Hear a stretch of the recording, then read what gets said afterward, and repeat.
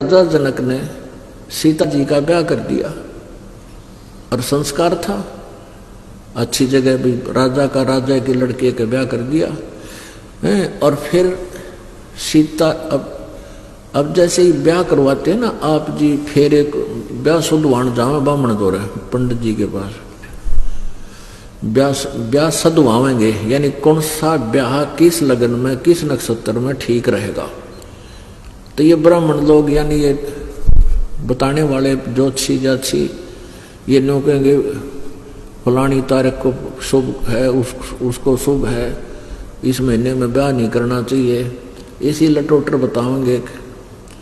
और उन सभी आज तक जितने भी भक्त व्यक्ति हैं सभी ने इन ब्राह्मणा लगन कढ़वा के ब्याह करे और फिर भी बेटी विधवा होगी, फिर भी उनकी दुर्गति हो रही। तो परमात्मा कहते हैं कर्म रेख टारे नहीं टरे। तुम जो साधना करते हो तुम्हारे जो कर्म के लेख हैं वो नहीं टल सकते, वो टलेंगे पूर्ण परमात्मा की सत साधना से, कबीर जी की साधना से आपके माड़े लेख भी टलेंगे। उसके बारे में क्या बताते हैं, जब सीता जी का ब्याह कराया वशिष्ठ मुनि जी राजा दशरथ के गुरु थे और श्री राम और रामचंद्र लक्ष्मण जी के भी गुरु थे, ब्राह्मण थे। उन्होंने 3 दिन तक ब्याह लेट कर दिया। जब राम ने धनुष भी तोड़ दिया 3 दिन तक ब्याह लेट कर दिया।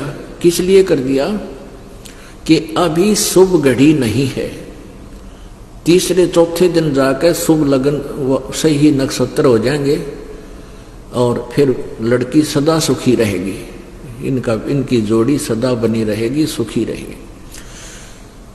और फिर सीता जी का ब्याह होया, ब्याह होते वनवास होया, वनवास में अपहरण होया, वहां खड़ा हो गया कितने का आदमी मेरे, जब वापस लाया सीता जी को आते फिर घर तक काट दी। बता क्या सुख होया उसने, उस ब्राह्मण यानी आज के ब्राह्मण उस वशिष्ठ मुनि जैसे नहीं हो सकते।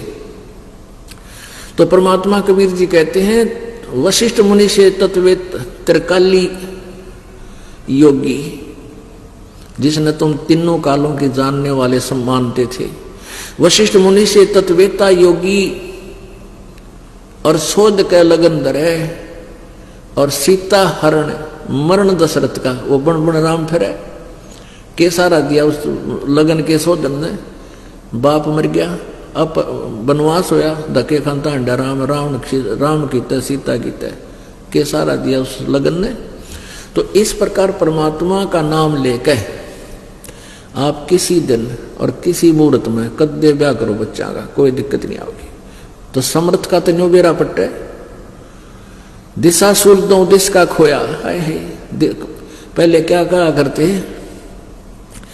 ये जाते थे ना व्यापारी लोग, तो वो ब्राह्मण कह देते कहाँ जा रहे हो, कि इस दिशा में जाना, हमने दिशा बताओ ब्राह्मण जी, ये दिशा ठीक है कि नहीं ना, इस दिशा में ना जाइए, इधर दिशा सूल है। अरे उसने जाना उससे व्यापार करने बता, दूसरी साइड में क्या गड्ढेगा, वो जाना तो वहीं था, 1 हफ्ता वहां बैठे रंगते, होना होता वो हो ही जाता। तो परमात्मा कहते हम ऐसा नाम देंगे थारे 10 दिशा का दिशा सूल समाप्त हो जाएगा, चाहे लेफ्ट जाइए, चाहे राइट, ऊपर जाइए, चाहे नीचे, कहीं यानी आकाश में विमान में जाना, चाहे किसी तरह जाना।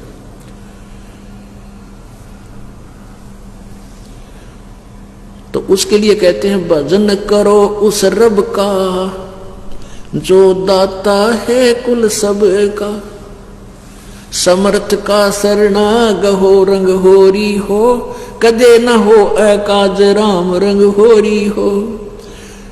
गरीबदास साहब जी जो परमात्मा की महिमा से परिचित हुए, फिर उनके पास जैसे होली वाले दिन भगतवीर और गांव के भी जैसे आपस में आओ महाराज को होली खेल लेंगे, इन्होंने बोला हम ना खेला करते या होली, हम तो वो आज तुम होली खेल रहे और एक का बालक मर जाए सारी होली फेल, गांव में तोवा ना चढ़े तुम्हारे।